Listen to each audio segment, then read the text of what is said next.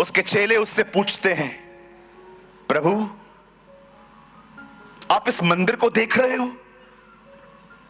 मैं आपके नॉलेज के लिए आपको बताना चाहता हूं, उस मंदिर को बनाने में 46 साल लगे थे, 46 इयर्स।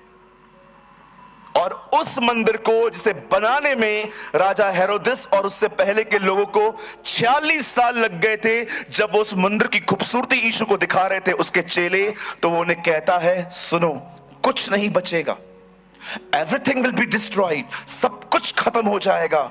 जब वो लोग इस बारे में सुनते हैं कि ये डिजास्टर्स की बात कर रहा है, खत्म होने की बात कर रहा है, तब वो लोग उसे एक पहाड़ पर बैठकर उससे एक सवाल पूछते हैं, प्रभु आपका आना और इस जगत का अंत किस तरह होगा?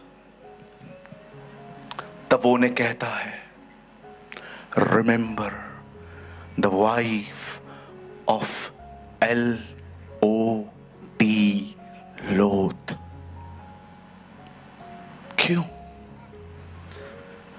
क्यों अंतिम पीढ़ी को इस बहन को याद रखने के लिए कहा गया? जानते हैं क्यों? बाइबल में क्या और औरतें नहीं थी? क्या उसने ये नहीं कहा, हवा को याद करो जिसने आदम को फल खाने के लिए दिया? वो ये नहीं कहता, पोतीफर की पत्नी को याद करो जो यूसुफ को पाप पे घसीट रही थी? उसने नहीं कहा, इजबेल को याद करो जो प्रभु के नबियों को मारती थी? उसने नहीं कहा, दलीला को याद करो कैसे वो शिमशोन के बालों को काट के चली गई? क्यों उसने कहा, लूत की पत्नी को याद रखो? क्यों? खुदा क्या और औरतें नहीं है? और भी थी जो बड़ी दुष्ट थी, पर आपने ऐसा क्यों कहा कि लूत की पत्नी को ही याद करो? हवा ने पाप किया, पोतीफर की वाइफ यूसुफ को व्यभिचार करने के लिए घसीट रही थी। आप पढ़ के देखिए, इजबेल जो थी वो प्रभु के नबियों को मारती थी। आप पढ़ के देखिए, इवन नए नियम में हेरोदिस राजा की जो उसकी हेरोदिया थी वो भी दुष्ट थी, पर प्रभु ने किसी औरत का नाम नहीं लिया। उसने कहा, रिमेंबर द वाइफ ऑफ लूत। क्यों हम इन अंतिम दिनों के लोगों को यह कहा गया है कि इस औरत को याद रखो? क्या किया था उसने ऐसा? और जब मैंने अध्ययन किया, स्टडी की, महीनों स्टडी की इस बहन के लिए, तब मुझे दूसरों का नहीं पता है, मुझे उसका कैरेक्टर खुद में दिख रहा था। मैंने कहा, प्रभु दूसरों को क्या प्रचार करें, हम ही ऐसे हैं। जानते हो उस बहन ने क्या किया? कलाम कहता है पुराने नियम में जब परमेश्वर इब्राहिम को चुनता है, इब्राहिम के भतीजे का नाम था लूत। एक दिन इब्राहिम अपने भतीजे को कहता है, हमें अलग होना पड़ेगा। लूत एक जगह चला जाता है, इब्राहिम दूसरी जगह चले जाते हैं। और जैसे लूत जिस जगह पे जाता है, उस प्लेस का नाम था सदोम और अमोरा। मैं आपको कुछ बताना चाहता हूं कि इस देश में क्या, इस शहर में क्या होता था। आप व्यभिचार देखते होंगे लड़के और लड़की के बीच में, कि एक लड़का है एक लड़की है, वो एक दूसरे पर इंप्रेस हो गए, नंबर चेंज किया,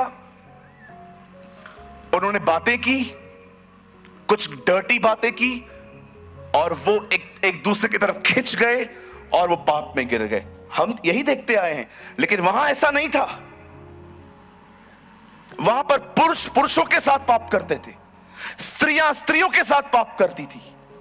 जब परमेश्वर ने देखा कि ये देश, ये शहर ऐसा है, प्रभु जानता था अगर मैंने इन्हें खत्म नहीं किया तो इनके बाद जो पैदा होंगे वो उससे बुरे होंगे।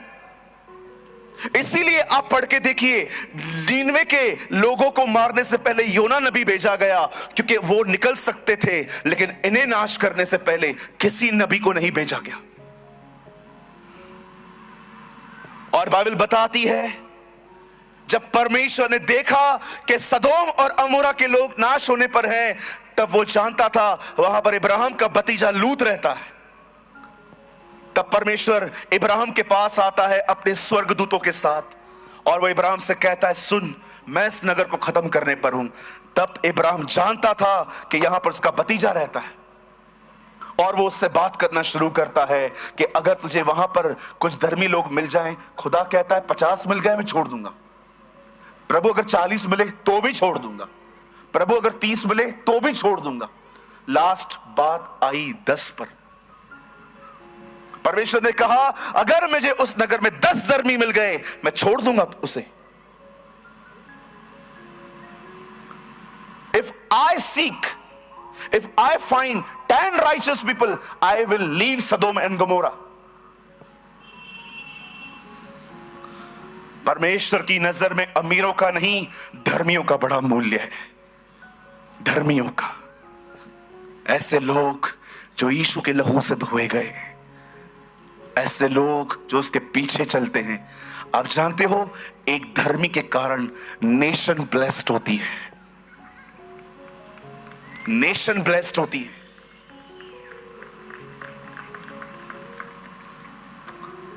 आखिर परमेश्वर नहीं माना।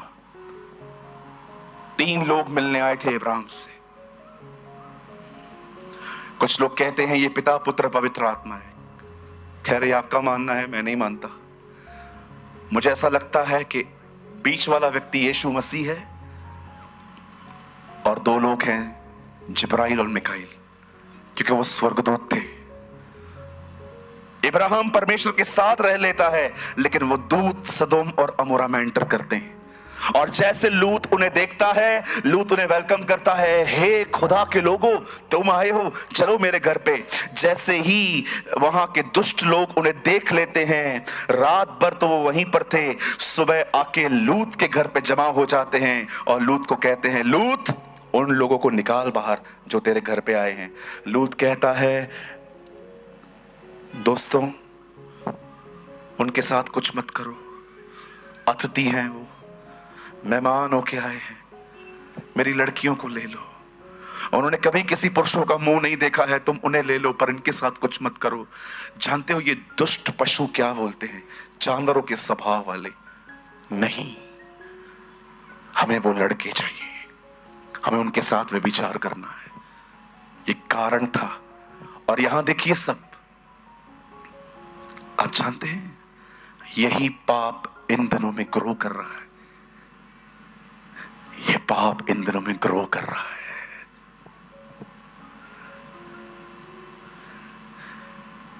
जैसे ही वे लोग जो उसके घर में आए थे उन्होंने देखा कि घर के आसपास लोग जमा हो गए हैं, वो लूत को कहते हैं लूत जल्दी निकल, उठ यहां से।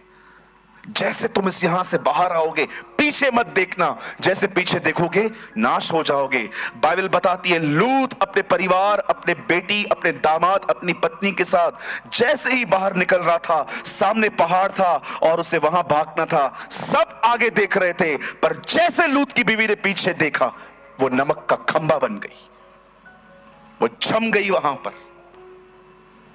यीशु मसीह हम लोगों को कहता है लूत की पत्नी को याद रखो। क्यों प्रभु, क्यों याद रखूं मैं? मेरे भाइयों, मेरी बहनों, मैं आप में से हर एक को जो यहां पर बैठे हैं, चाहे आप बच्चे हैं, चाहे आप जवान हैं, चाहे आप बूढ़े हैं, मैं बड़ी विनम्रता से आप में से हर एक को यह सत्य बताना चाहता हूं। बड़े ध्यान से सुनिए। आज से बहुत साल पहले परमेश्वर ने एक परिवार को कहा मैं ये नगर नाश करने पर हूं, यहां से बाहर निकलो, उस तरफ चले जाओ। पर जैसे ही उस परिवार के एक सदस्य ने पीछे देखा वो नमक का खंबा बन गए। वैसे ही मैं आपको बताना चाहता हूं दुनिया 2050 प्लान कर रही है, 2023-50 में क्या होगा, 2360 में क्या होगा। लेकिन आप हमेशा याद रखिएगा उन्हें नहीं पता है, लेकिन हमें पता है कि बहुत जल्द हमारा परमेश्वर इस पृथ्वी पे वापस लौटेगा। ये उन्हें नहीं पता है, ये कलीसिया को पता है। और कलीसिया को परमेश्वर आज आज्ञा दे रहा है इस नाश होने वाली दुनिया की तरफ मत देखो, तुम भी खत्म हो जाओगे। You will be also destroyed. जैसे परमेश्वर ने उन पे प्रकट किया था कि ये नगर खत्म होने वाला है, मत देखना, वैसे ही दुनिया खत्म होगी। ये दुनिया को नहीं, कलीसिया को बताया गया है हमें, और हमें आज्ञा दी गई है कि इस संसार की तरफ मत निहारो, जम जाओगे तुम भी। जानते हो दुनिया की तरफ देखने का अर्थ क्या होता है? जो दुनिया कर रही है वो करना, उनकी तरह बनना। आज दुनिया क्या कर रही है? वो पैसों के पीछे है, वो नाम के पीछे है, वो ताकत के पीछे है, वो व्यभिचार के पीछे है। बहुत सारे लोग अपनी गंदी अभिलाषाओं को पूरा करने के लिए दुनिया के अंदर पता नहीं क्या क्या करते हैं। आज मैं आपसे पूछना चाहता हूं, आप कहां देख रहे हैं? या आप याद रखिए, दुनिया में काम करिए, वहां पर पैसे कमाइए, वहां पर सब कुछ करिए, लेकिन आपका मन आपके परमेश्वर में होना चाहिए। आज मैं आपसे पूछना चाहता हूं, आप किसकी तरफ निहार रहे हैं? उस बहन ने नाश होने वाली दुनिया की तरफ देखा, वो भी खत्म हो गई। आप में से हर व्यक्ति जैसे यीशु मसीह आज यहां लेकर आए हैं, मैं आपको बताना चाहता हूं, आज आप यहां पर खुद नहीं आए हैं, आज यहां पर आपको परमेश्वर ले आया है। आज मैं आपसे कहना चाहता हूं, आप किसकी तरह बन रहे हैं? कहीं ऐसा तो नहीं है आप दिन प्रतिदिन अपने पुराने स्वभाव में चल रहे हैं? यहां पर कितने लोग हैं जो हर दिन अपने परमेश्वर की तरह बनते जा रहे हैं?